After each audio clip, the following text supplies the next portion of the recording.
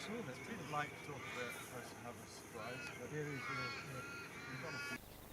Jim, great to catch up. Good to see you, Neil. We actually haven't caught up for a while. No, not this year anyway. End of last season, I think. I think so, yeah.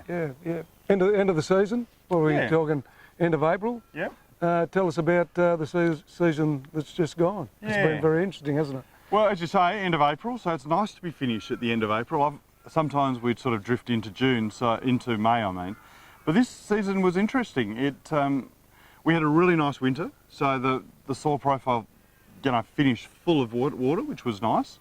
And then we had a very cool spring, and we thought the season was going to be really late.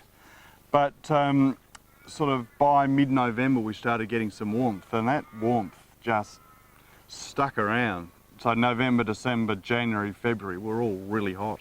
And quite extreme temperatures too. Yeah. So what was going to be a late season ended up being quite an early season, and it was all quite compacted. So, basically we did whites in end of January, February, and they were done. And then we normally have a bit of a break between whites and reds, but we went straight into reds, and we were finished by Easter basically. There was one or two bits and pieces still out there at Easter, but most of the crop was off by Easter. And we didn't have a lot of rain through the growing season, so that makes disease management a lot easier. So low disease pressure? Yeah, there was a little bit of late season botrytis south of the region, but there was a little bit of powdery, but not a lot. There was no downy mildew. Don't think I even saw a leaf this year. No, I don't think we sold a gram of downy mildew products. But interestingly, the Marry blossom was quite early and really strong, and it was fantastic. Early on there was very little bird pressure, but because it was so hot and dry, the blossom did finish early. So the late season reds, they did get affected by birds. So there was a little bit of damage with birds late in the season, but there was a lot of snails early, there was a bit of weevil damage, there was birds late in the season, but fungal diseases were minimal. Things got quite ripe. We were worried about the heat and dropping acid out in the fruit, but the whites were really good, and the reds were able to mature nicely as well. So I reckon we got some pretty nice fruit this season. Yeah, good. So yields were okay?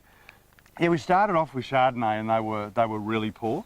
So the fruit set in Chardonnay wasn't very good. The bunch numbers were there, but the fruit set was poor. So we were all very worried that, oh no, we're going to have another low yielding season. But Chardonnay was low, Salmon Sav were good, other white varieties were good, and then the reds, Shiraz was pretty good. Cabernet was good. Some wineries sort of left the Cabernet out there because the weather was good. Obviously you get a little bit of dehydration, so those late picked Cabernets, we lost a little bit of weight, but in general the yields were pretty good. Yeah, good. So that's the season in a nutshell that we've just got through. So what are we looking at for the future? So I guess we all just sort of have a breath of relief that the season's done. There's a few things to do in the vineyard. We've been lucky, we've had quite a nice sort of break to the season. So, down here we've got green grass and the soil moisture. So, irrigation systems are turned off. Sometimes we have to keep the irrigation going for a little while. Irrigation maintenance, always a good time to flush your systems and, check your filtration systems and, put your irrigation system to bed for another 6 months or so. And of course, if there's any issues, give us a call at Quarryup Agencies to get Brad out now and not in the middle of the summer. No, absolutely, great time to do it because you can time it, you can make sure things are done, and you've got plenty of time. So, irrigation maintenance, we're probably past post-harvest fungicides. We did a few post-harvest fungicides earlier, but we're nearly into May, so that leaf will be dropping soon. So we do a bit of soil testing at this time of year. Okay, yeah. And what are you looking for there? Oh, look, generally pH. We might test salinity if we've got any issues. If we've got any weak patches, we might do a comprehensive soil test to see what issues are there. So soil testing, good idea to do. Some people are doing some cover cropping.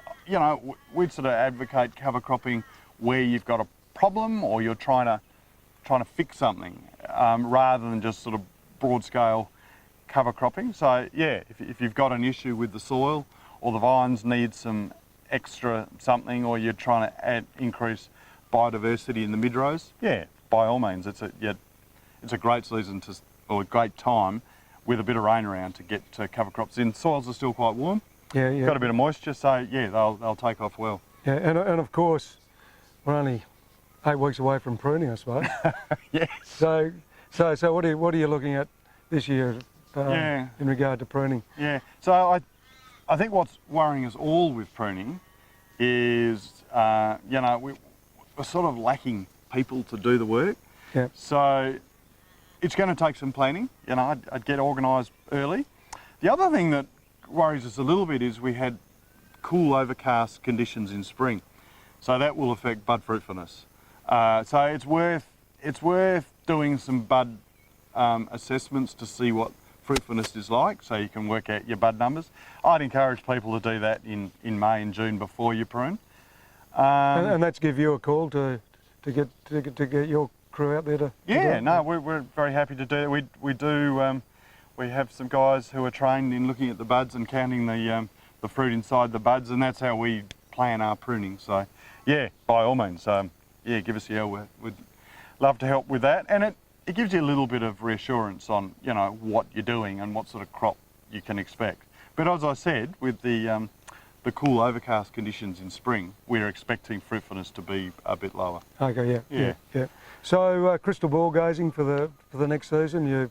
You told me earlier that fruit prices were pretty good this season. What's it looking like next year? It's been an interesting time. We were all really worried about the China issue, not buying Australian wine.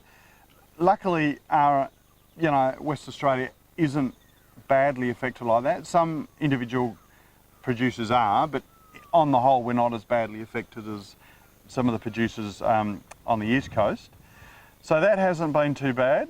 COVID, we all thought, oh my God, this is all going to be a disaster. But people still drink wine, and there's been lots of local tourism. So yeah, demand has been strong. Fruit prices have been pretty good, and we expect that to continue to improve. You know, not long ago, we were in the state, we were producing nearly 100,000 tonnes.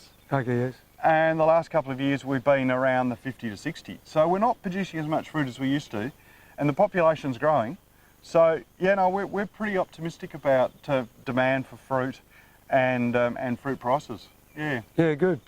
So, very optimistic about the next 12 months. Yeah, absolutely. Yeah, good. Yeah. Jim, great to catch up. Cheers, Neil. I think we've pretty well covered it all, and let's catch up in about another 6 to 8 weeks. Sounds good.